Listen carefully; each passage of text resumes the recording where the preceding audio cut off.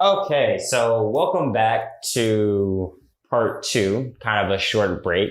But like I said, one of the last things that we were talking about was the Guardians and how they introduced the origins. We actually get to see the origins of the universe, even if it's brief.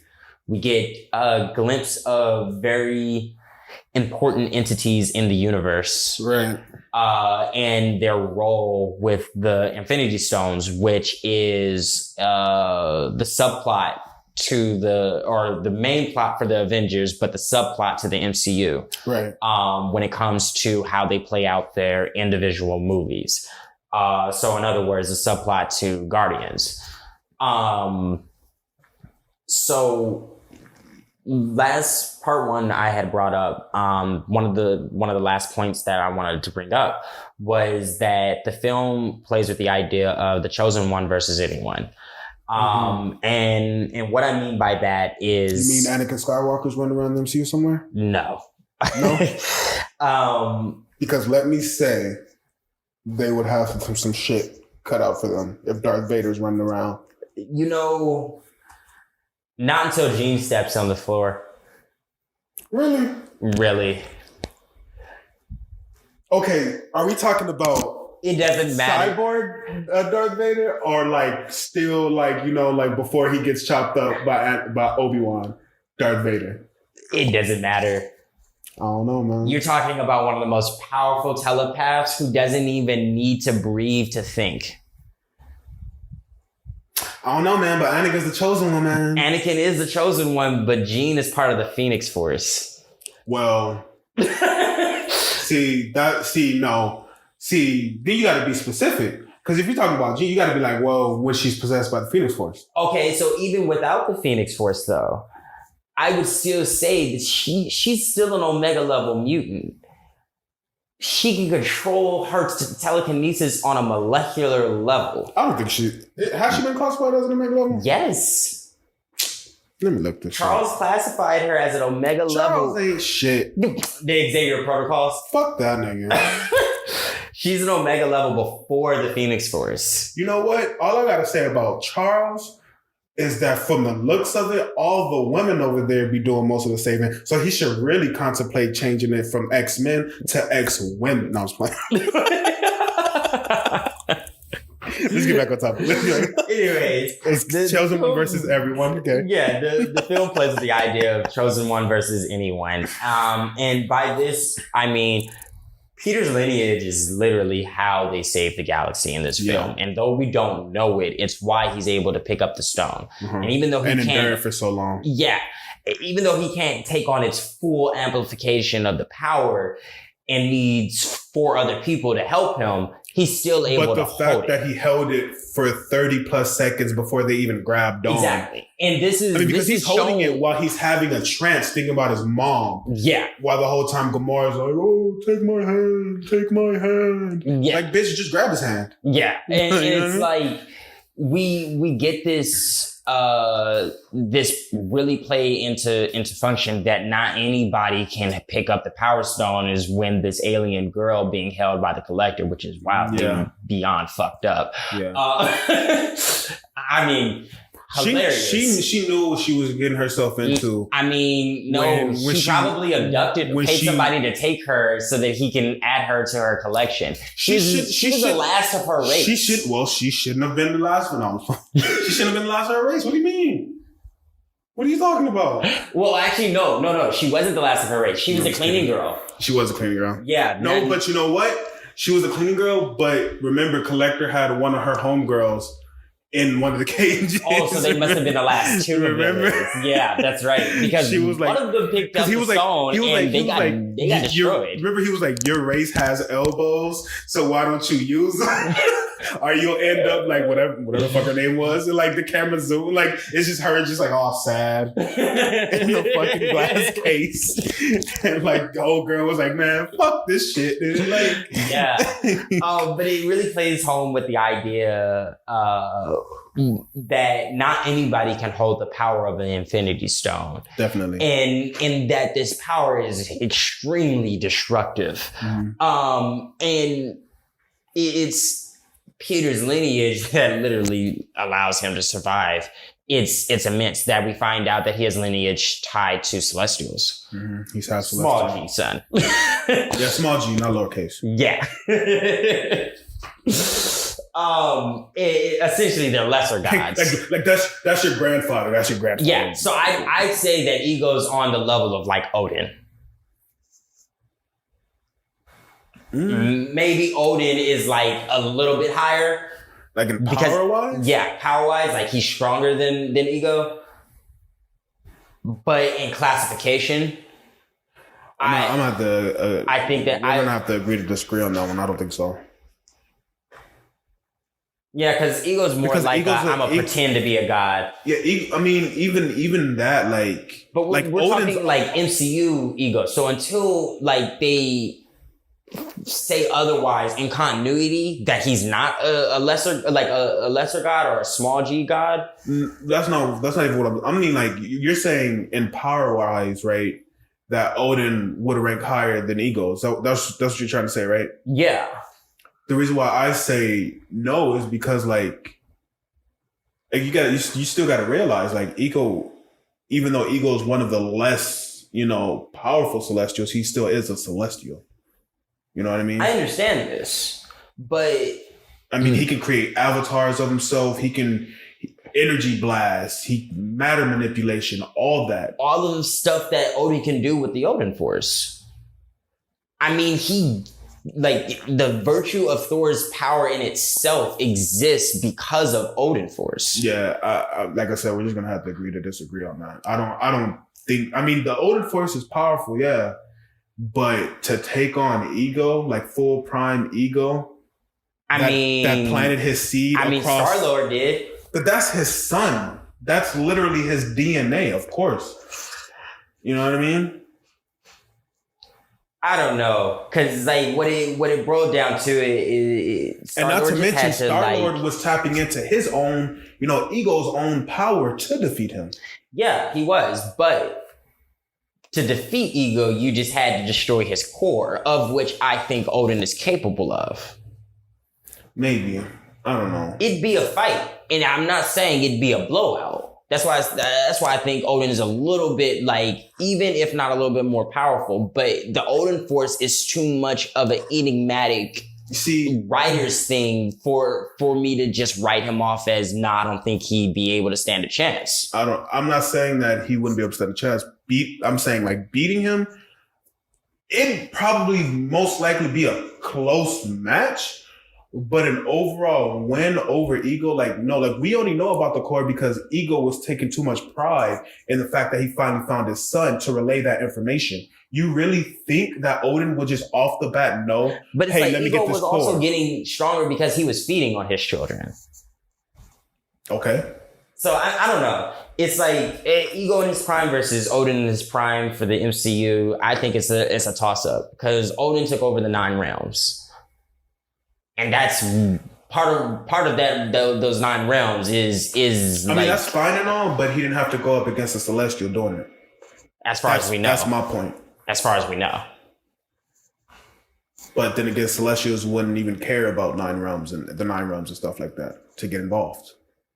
Sure, they typically do their own thing, but so does Asgardians. But like I said, like there's going to be points, guys, where us we just won't agree on something. We're just gonna have to agree to disagree. That's the whole thing about these videos and stuff like that. But that's also the thing about writing about like forces, like a speed force or like the Enigma force, the Enigma force, Marvel, or the Still force that DC's doing now. It's so open to interpretation on what's possible that it sparks conversations like these.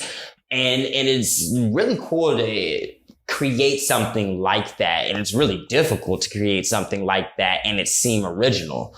Because like you said, DC and Marvel kind of chew up all the the forces that could be out there, and it's really what else is especially there to DC, do. I mean, I know what else there is to do, but I can't say what else there is to do because I'm gonna do it. Yeah. But DC definitely does eat all that up. You know, Speed Force, the Steel Force, the Strength Force. A reason, a force for all existence and everything. Yeah. And it's a whole different take. And it comes to show that there's still different takes on how a universe can be. In how a galaxy can work. It's all about perspective, all about how one person may understand it. Take with something as controversial as religion. Depending on your school of thought, depends on who created our world and not saying that one religion is right over the other. It's perspective. Yeah, it's all about your point of view. And that comes to show how much perspective matters. I want to touch on this since you brought up religion. What do you think about religion? I don't want to say as a staple in film, but like kind of like when they like how they do the whole comparing Superman to Jesus, like the second coming. Like, what do you think? Do you like it when films do that? Is it different upon you? Like, what's your take on that? Because okay, so as a religious person, I'm not religious. For the viewers, that I'm spiritual, but I'm pretty agnostic. I believe that there's a higher being, but what that being is, I can't say for sure. And I get you. Yeah, I have my ideas, but that's a Thursday talk. Same. Yeah, definitely. But in the aspects of characters in the parallel with Jesus Christ, I'm okay with it. For Superman, I find it undesirable because he's already a character of such high, like, aptitude that there's no need to put him up higher. Yeah. For our species now as a culture, we brought this up in a previous video. Superman's icon is more iconic than the Christian cross. Yeah. And that says a lot. And it's like, there's no real need to say, well, he's just like Jesus Christ and have him fall from like space in the crucified position. That's why I brought this up, because I know everybody's great from Superman Returns, how, I can't remember his name right now, but the guy that did X-Men, how he did all that. Ryan Singer. Yeah. How he had Jesus get stabbed in the side by the kryptonite dagger, the same spot where, I said Jesus. Yeah. Where Superman gets stabbed. And that's how parallel, that's how parallel it is. The whole falling, like,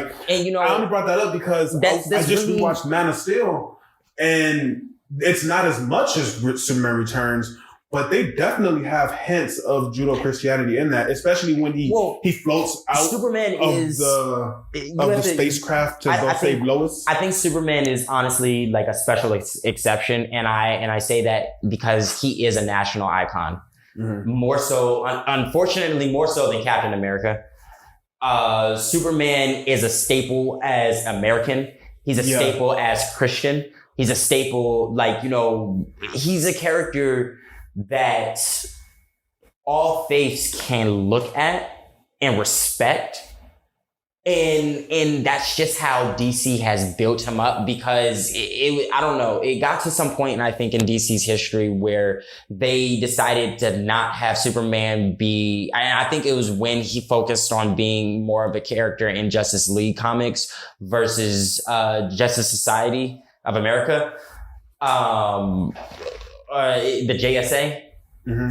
I think when he transitioned over that was when Superman became more of a humanitarian instead of do right the American way kind of motif. And it's like when those comics started coming out, that's also when the whole tone and patriotism kind of started shifting also. He's a byproduct of a 40s, what I can say is that when he did that cross from JSA to JL, that whole patriotism, it was still there. It wasn't as heavy when he was created in the 30s. Yeah, that's for damn sure. Yeah, but like that story, my favorite Superman story that I told you about. What's so wrong about truth, freedom, and truth, justice, and the American way. Yeah. You know what I mean? And that was a story that came out in the late 90s, early 2000s, you know, and that was something very patriotic, you know. Yeah, I don't think there's anything wrong with passing a patriotic message or a religious message. You just can't smack your audience in the face. I think that's what I was about to add up, so we follow up with, so we can get back on topic, was I think that I'm okay with it, but like you said, don't smack me in the face with it. There's a very tasteful way to do it. There's a very subtle way to do it. You know, I don't want it to it's be better to throat. see these messages through the lessons that he's learning than to physically see it happening. It's better that we see him do things that lead up to him being seen like a Christ figure than him just being worshipped as a Christ figure because he keeps saving people. The sad thing about it was Man of Steel set it up so beautifully. If they would have kept with how the course was going. Have him do neighborhood stuff, saving cats out of trees, talking to kids at school. Like, the way that they just tried to set up the dichotomy between him and Jesus. I think what I'm trying to say is the speech, the Jarrell speech, as the climax is coming. Oh, yeah. And he's like, you're here to do great things. You know what I mean? I'm paraphrasing horribly, but you're here to do great things. They will look at you as a god. You know, they will look at you with such revere. They will stumble, they will fall, but you will be there to help them up. Yeah. You know, in their darkest times. And it's unfortunate because Henry Cavill's Superman has never really shown that. Yeah, that's what I'm saying. Like, Man of Steel set it up perfectly, but how DC in their way, Warner Brothers, how they course corrected themselves, which isn't even a correction. It totally threw that off course. Yeah. You know what I mean? Because Snyder had it right the first time in my eyes. We're dealing with a guy that can literally bench press the fucking planet and hold it for 10 days straight. Yeah. You know, of course, and it's his first time flying. It's his first time dealing with a villain. Of course, there's going to be mass casualties, but progress from there. In each movie, show him dwindle the casualties. You know what would have been better?